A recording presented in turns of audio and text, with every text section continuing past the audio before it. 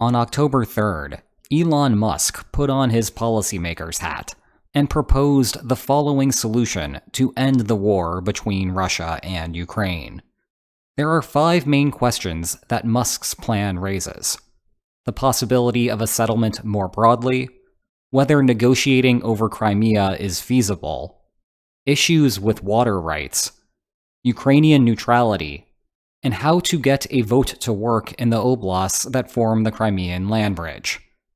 Let's cover them one at a time, beginning with the settlement.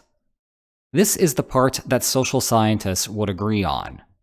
In principle, settlements exist that should leave both Ukraine and Russia better off than if they continued to fight until one side's military was completely defeated. The vast majority of wars end in some type of settlement, and longtime viewers of this channel know why. The basic idea is straightforward. Imagine that this line represents what each side expects to capture in the event of a full conflict. We're doing this with Ukraine here, but we could just as easily apply it to Mars. It's good to know that our logic works whatever planet we are on. Everything to the northwest remains Ukraine, everything to the southeast becomes Russia.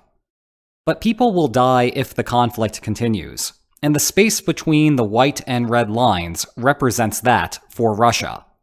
And the same is here between the yellow and white lines for Ukraine, having converted death and dollars to square kilometers. Erase the white line, and you get a range of settlements that both sides prefer to war. The only real caveat here is that Putin's political survival may depend on his ability to deliver more than just the war expectation. This may raise Putin's personal red line beyond what Ukraine would ever concede. If you are willing to overlook this problem, and that's a big if, then this part of the tweet is fine. In any case, it seems that the war will almost certainly end in some sort of negotiated settlement, rather than a complete military defeat. Russia demonstrated a total inability to project its power into Kyiv, and Russia is Russia. History tells us that fighting a land war into the heart of Moscow is not something the Ukrainian army is prepared to do. As a result, the war is likely to continue until one side decides that accepting the division is better than paying the cost to remain on the battlefield. Even a coup that removes Putin must still leave a new leader who decides that prolonging the fight is not worthwhile anymore. But the devil is in the details. This takes us to part 2, negotiating over Crimea. Russia officially taking the Crimean Peninsula overlooks what I see is the central problem with the war right now. Settlements existing in principle are not the same as settlements working in practice. If everyone is in agreement that the lines look like this, then great. However, it appears there is a significant disagreement between the two about what the likely war outcome will be. It seems that Ukraine has a compelling case that its counterattack will continue to be successful and push Russia back to the pre-2014 borders. Negotiating over Crimea does not make sense because Ukraine can get more by fighting to retake it. Russia appears to disagree with this assessment, that its mobilization will be effective and allow Russia to keep its precious Crimean land bridge, if not more. Until that question gets resolved, trying to divide Crimea is a non-starter. That complicates the third part, Crimean water rights. For now, we'll just have to assume that Ukraine does negotiate away Crimea. If so, Russia will have to receive water rights, otherwise Russia will still reject it. The problem actually starts way up further north, into territory that Ukraine held up until the invasion, at the Dnipro River.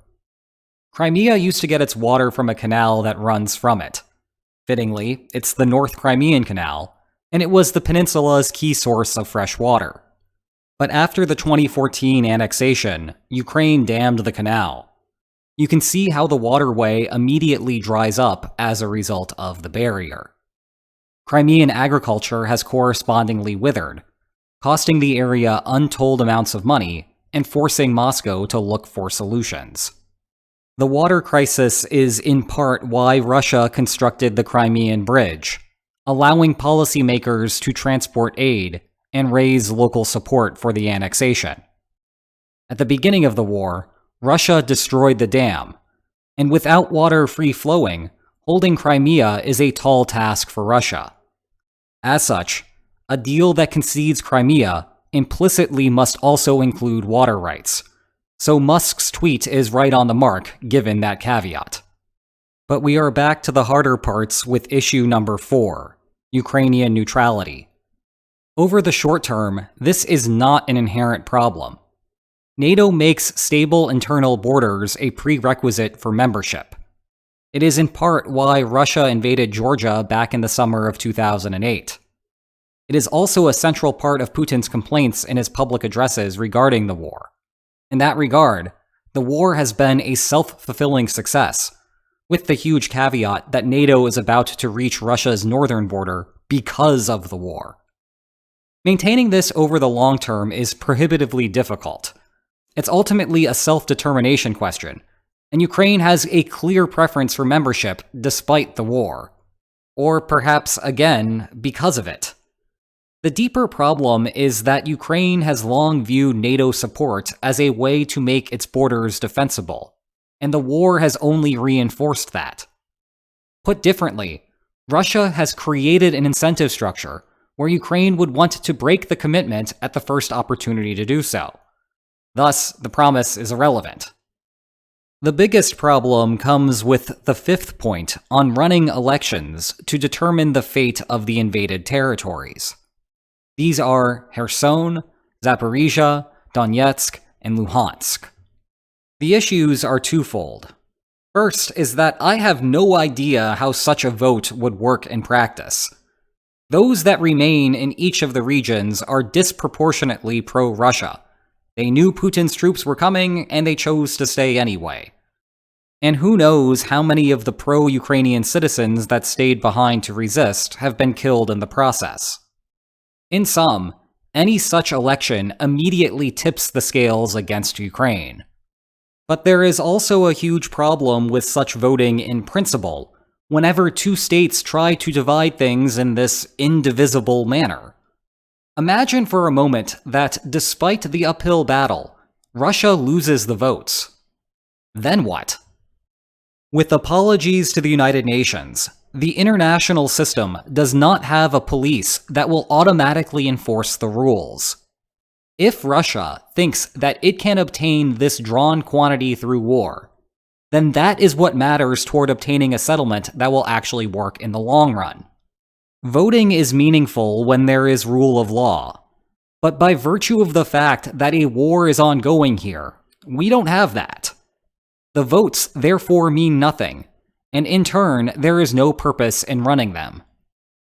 And that's why Musk's plan overall will not work out. Have another solution? Let me know in the comments. If you want to know more about the war, you will love my book that purely focuses on the causes of it. Check below for more information on that. And if you enjoyed this video, please like, share, and subscribe, and I will see you next time when I draw more lines on Mars. Take care.